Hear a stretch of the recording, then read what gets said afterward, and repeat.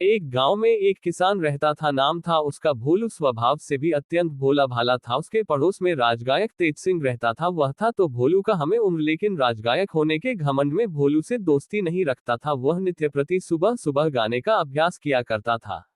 भोलू के कानों में जब उसके सुरीले गानों में बोल पड़ते तो उसका दिल करता कि वह भी गाए, लेकिन उसे गाना आता नहीं था। एक दिन उसने सोचा, क्यों न मैं तेज सिंह से गाना सीख लूं। जब भी मैं उदास होऊंगा, गाना गाकर मन बहला लिया करूंगा। यह सोचकर वह तेज सिंह के पास गया। बोला, भाई तुम बहुत अच्छा गाते हो, मैं भी गाना सीखना चाहता हूँ, क्या तुम मुझे गाना सिखाओगे? तेज सिंह उसका मजाक उड़ाते हुए बोला, अच्छा तो तुम एक मामूली किसान होकर गाना सीखना चाहते हो? भोलू उसका व्यंग्य समझ नहीं पाया। बोला, हाँ भाई, गाना सीखने की मेरी तमन्ना है, कृपया मुझे सिखा दो। तो ऐसा करो भोलू, वह जो तुम ऊपर पहाड़ी पर एक गुफा देख रहे हो न, वहीं पर मेरे गुरुजी रहते हैं। उनके पास 5 वर्ष रहकर मैंने यह विद्या पाई, तुम भी वहीं चले जाओ। तेज सिंह ने कहा। भोलू उसकी बात सच मानकर उसी समय गुफा में जाने के लिए पहाड़ी के पास पहुंचा। ऊपर जाने का कोई रास्ता नहीं था। भोलू झाड़ियों के बीच से रास्ता बनाता हुआ सीधी चढ़ाई चढ़ता हुआ बड़ी मुश्किल से ऊपर पहुंचा। सामने गुफा थी, वह गुफा में चला गया। चारों तरफ अंधकार फैला हुआ था, कुछ दिखाई नहीं दे रहा था। भोलू आवाज लगाने लगा, गुरुजी, गुरु जी। भोलू ने बार बार आवाज लगाई, लेकिन गुफा में से कोई नहीं बोला। भोलू परेशान हो गया। उसने फिर आवाज लगाई, कोई है जो मुझे गाना सिखाएगा? तभी अचानक गुफा में एक रोशनी फैल गई।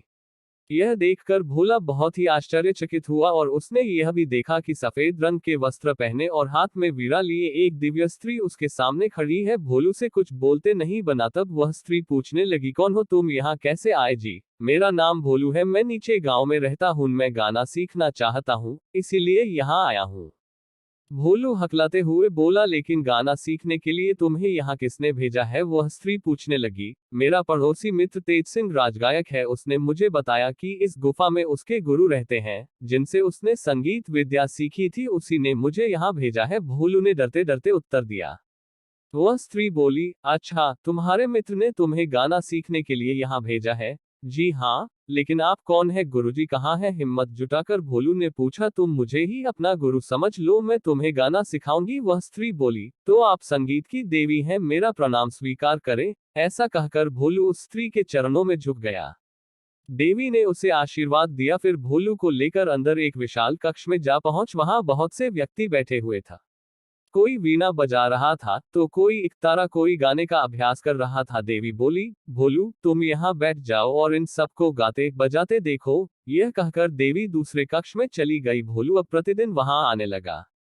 गुफा में पहुंचते ही देवी उपस्थित हो जाती और भोलू को संगीत कक्ष में ले जाती। इस तरह 1 महीना बीत गया। अगले दिन जब भोलू गुफा में आया तो देवी भोलू के सिर पर हाथ रखकर बोली, भोलू तुम्हारी शिक्षा पूरी हुई, अब तुम बहुत अच्छे गायक बन गए हो, अब तुम्हें यहाँ आने की कोई जरूरत नहीं।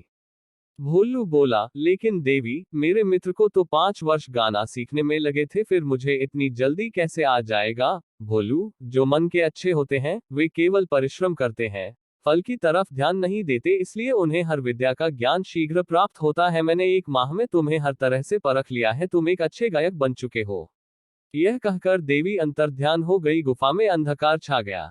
भोलू गुफा से बाहर आ गया। अपनी आवाज को परखने के लिए गुनगुनाने लगा। उसे लगा कि वह अचरा गा रहा है। उसका हौसला बढ़ा, वह खुलकर गाने लगा। गाते गाते वह अपने घर जा पहुंचा। राजगायक तेज सिंह उस समय घर पर ही था। उसे भोलू के गाने की आवाज सुनाई पड़ी। सोचने लगा, इतना सुरीला स्वर इस गांव में भला किसका हो सका है। वह घर के बाहर निकला, क्या देखता है कि यह तो भोलू गा रहा हूं। वह हैरान रह गया। भोलू की नजर में भी तेज सिंह पर पड़ी। वह दौड़कर आया और तेज सिंह के पैरों पर गिर पड़ा। तेज सिंह हड़बड़ा गया, पूछने लगा, भोलू क्या हुआ मित्र, मैं तुम्हारा बहुत आभारी हूं। तुमने मुझे ऐसी जगह बताई कि जहां मैं 1 महीने में ही गाना सीख गया। भोलू विनम्रता से बोला। तेज सिंह कुछ समझा नहीं, वह तो भोलू को बुद्धू बनाकर उस बात को भूल चुका था। हैरानी से पूछने लगा, तो मैंने तुम्हें कौन सी जगह बताई थी? अरे भूल गए तुम, सामने वाली पहाड़ी पर गुफा की बात तुम्ही ने तो बताई थी। भोलू उसे याद दिलाते हुए बोला। तेज सिंह को अब सारी बात याद आ गई। बात बनाते हुए बोला, अच्छा अच्छा, तो तुमने गाना सीख ही लिया हमारे गुरुजी से? भोलू बोला, मित्र, वहां गुरुजी तो नहीं थे, लेकिन एक देवी थी, उन्होंने ही मुझे गाना सिखाया था। तेज सिंह मन ही मन जल भुन गया। उसने तो वहां की गुफा की बात की थी, लेकिन यह तो वहीं से गाना सीख आया।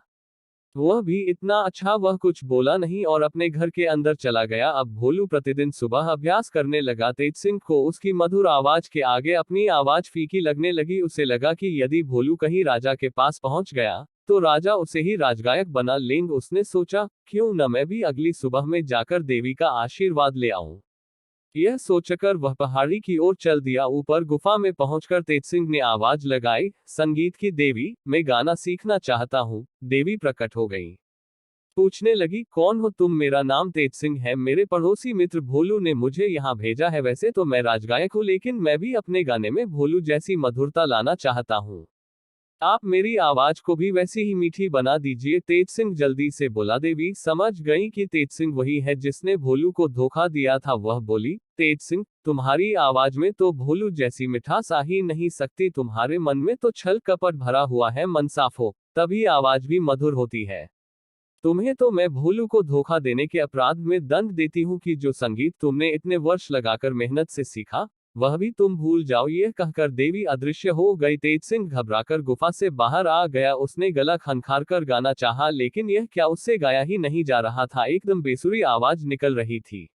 वह रोता हुआ भोलू के पास पहुंचा, उसे सारी बात बताई। बोला, भोलू, मैं अपने किए पर बहुत शर्मिंदा हूँ, कृपया मुझे माफ कर दो। अरे दोस्ती में कैसी माफी? माफी हम चलकर देवी से मांगते हैं, वह बहुत दयालु है, अवश्य माफ कर देंगी। चलो उठो, वहीं चलते हैं, भोलू बोला। वे दोनों फिर गुफा में पहुंच गए। तभी देवी उपस्थित हो गई। पूछने लगी, कहो भोलू, कैसे आना हुआ? देवी को प्रणाम कर भोलू बोला, देवी, मेरे मित्र को माफ कर दो, उसे उसकी मधुर आवाज लौटा दो। लेकिन भोलू, इसने तुम्हें बुद्धू बनाया था। देवी बोली, अब यह अपने किए पर पछता रहा है। भोलू बोला, अच्छा तुम कहते हो तो मैं इसकी आवाज वापस कर देती हूँ। यह कहते हुए देवी ने तेज सिंह के सिर पर हाथ रखा। बोली, तेज सिंह, विद्या बांटने से बढ़ती है, छिपाने से और धोखा देने से घटती है, यह बात हमेशा याद रखना। जी। कहते हुए तेज सिंह देवी के चरणों में झुक गया। दोनों मित्र गुफा से बाहर आ गए। तेज सिंह गाने लगा। अब उसकी आवाज अत्यंत सुरीली हो गई थी। वह बहुत खुश हुआ। भोलू से बोला, भोलू, तुम्हारे कारण मेरी आवाज मुझे वापस मिल गई।